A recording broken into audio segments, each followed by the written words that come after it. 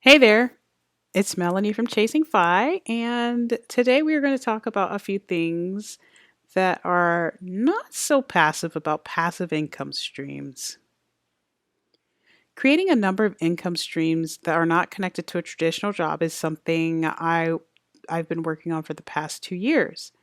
So far, I've been able to build a small author business, and we already had a rental, so I guess you could say we have a little real estate business, which we're working on expanding. And while these streams of income continue to work in the background, maintaining them is not so passive at times. For example, within the author business, I have several smaller streams of income. They are affiliate income, paperback book sales, ebook sales, and blog income. A couple of months ago, I shifted my focus to begin organizing the real estate business, so I haven't been as active in my author business. Even so, the affiliate income, paperback sales, ebook sales, and blog income continue to churn away in the background. But the less time I spend working on my author business, the less money I make from it. There's still a small, steady stream of income flowing from that business, but if I don't pick up the pace, those income streams could dry up. To my first point, which is you have to keep working. Passive income streams require some maintenance. If you're getting passive income from dividend investing, you will need to monitor the account, maybe change your allocations every now and then. If you are an author, you will need to interact with your readers and continue to write books. If you drive an Uber or run an Airbnb, you will need to stay on top of things like insurance for your car or the rental property. You also will need to keep the vehicle clean or the Airbnb property clean. These are things you will need to monitor as long as you have those businesses. Passive income is not just a set it and forget it type of situation. Instead, you are going to have to continue to perform some duties. So keep that in mind when you're setting something up. If you don't like writing, don't try to set up an author business for passive income. If driving isn't your thing, don't pick up a side hustle with a ride share company. Make sure that you choose something you can stand to do, because even after you start to make decent money, you'll have to do some work to keep the passive income stream going. Another thing to keep in mind is that if you start earning passive income, you could take a huge hit on your taxes if you decide to do them yourself or have someone else who is not a tax professional complete them. It is a good idea to get a CPA to do your taxes. If you don't, you might end up paying much more in taxes than you need to. This is something that I learned the hard way. Back in 2005, I was fresh out of graduate school and the job market was completely flat. The extreme introvert in me loved the idea of working from home even back then when it was not that popular. So I started looking for freelance writing gigs. I found them and started writing articles for everything from insurance laws to gift baskets. I didn't make a ton of money, but I was successfully supplementing my income. Everything was fine until I did my taxes. When I did my taxes, I found out that I owed a lot of money. Why? Because there's a self-employment tax. After a few years of paying the self-employment taxes, I just said, forget about freelance writing. It's not worth it. It's not putting enough money in my pocket for me to be doing all this work and then paying all these taxes on it. So I stopped doing it. I still wanted to write and I enjoyed having the money, but I couldn't justify the effort after the taxes were deducted from what I made. Fast forward years later, and I found out there were ways to legally avoid the self-employment tax. But since I was not that familiar with the tax code at the time, and I was doing my own taxes, I missed out on all those benefits, and it made me think that having a side gig was a waste of time when really it had so many benefits. This is one of the reasons why it's important to find a good CPA to complete your taxes. Once you're working a side gig or you start a business, you need a professional who is going to be familiar enough with the tax code to get you in a position where you can legally avoid taxes. Of course, you'll still pay some, but not as much if you have a professional do your taxes. So make sure you don't skip this step. At some point, you might have to make a choice between your side hustle or your small business to pursue a quote unquote career related activity.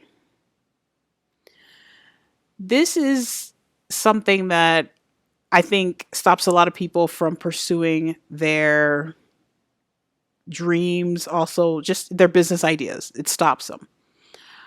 For example, where would I be if I'd stuck with freelance writing and blogging when I started it way back when? Could I have left teaching behind sooner? Or maybe I never would have had to become a teacher in the first place. We'll never know because I felt like I needed to put more time into my quote unquote real job and I abandoned writing for teaching. It was hard to do both. When I got off work, I was exhausted and I wanted to unwind. I'd grade a few papers, eat dinner, and then by the time I finished with that, it was about 9 o'clock at night. So the choice was, do you write now or do you go to bed because you got to get up at 5 in the morning? Looking back, I think it would have been better to have never taken the teaching job in the first place. I should have just continued to wait tables and do my writing because waiting tables did not drain me the way that teaching did.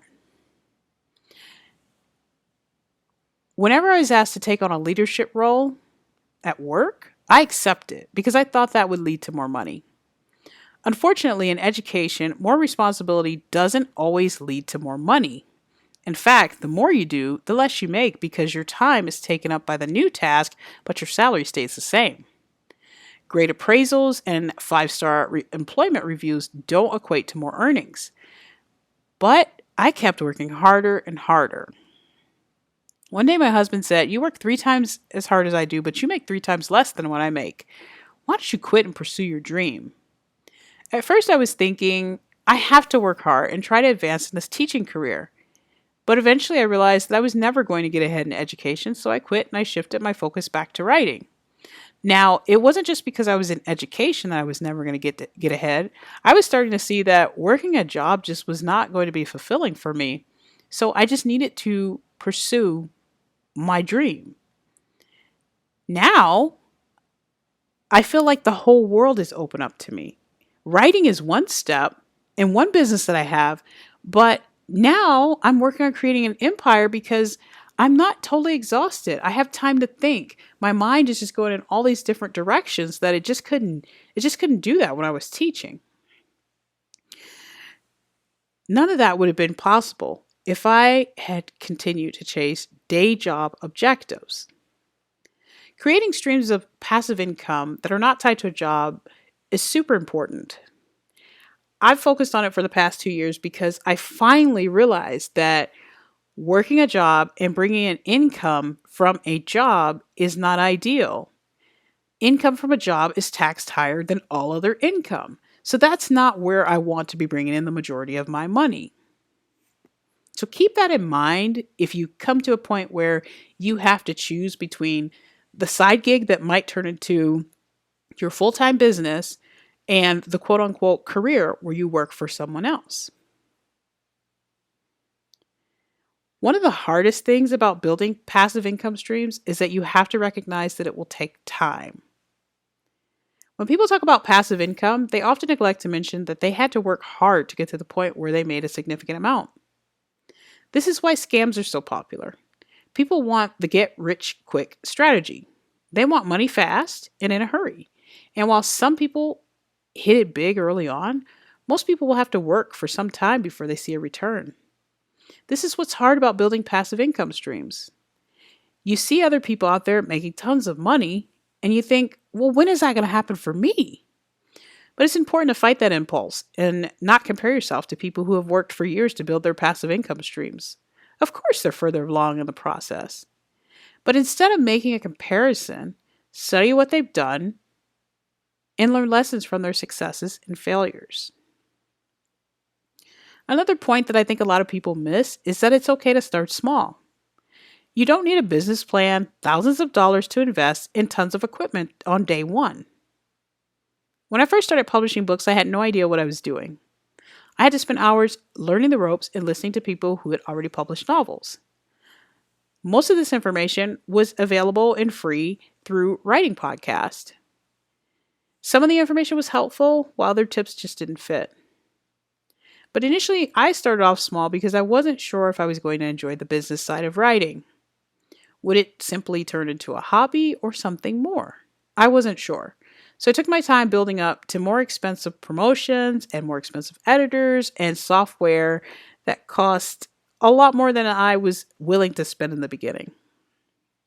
Now I know that this is a career and I have seen a return on my investment, so I feel more comfortable spending money on things that might enhance my writing. So if you want to do something, start small. For example, if you want to start a YouTube channel, use your phone in the beginning and move up to the fancy cameras and lighting later on. Everyone has to start somewhere, and sometimes starting small is something that people think is not going to work out. But everybody starts somewhere, and there's no shame in starting small. You'll get better over time. I think the second hardest thing about creating passive streams of income is that it's a good idea to keep it quiet.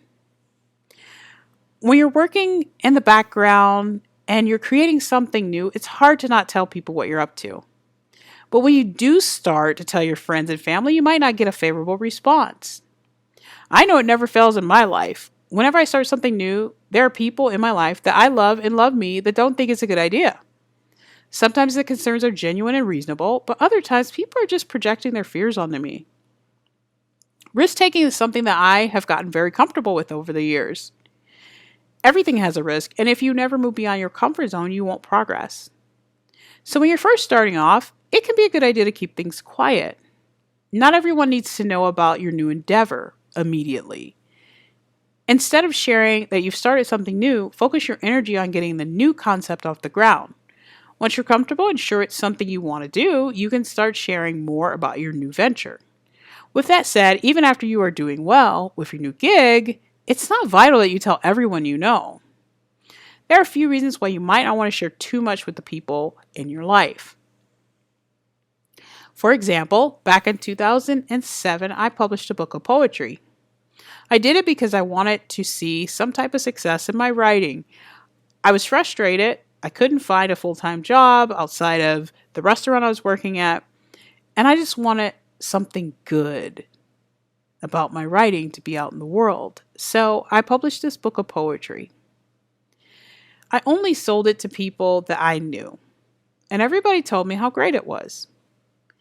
Years later, I picked up this book and read it, and I was appalled and shocked at all the mistakes in it and the typos. And I hadn't used an editor, and I really should have. I thought I could do it myself back then, and I couldn't. But nobody told me. Nobody felt comfortable giving me that bad news.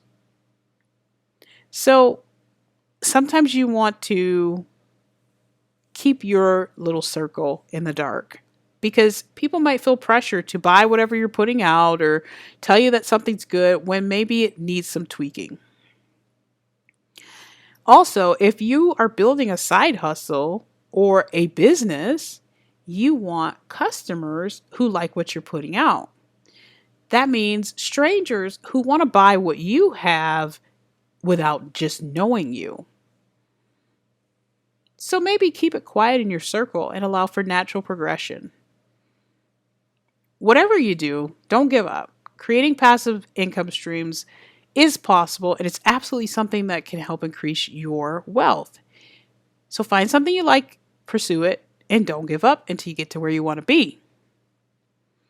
That's all for now. Remember to like and subscribe and follow me on Twitter at ChasingFire26, and I'll see you in the next one.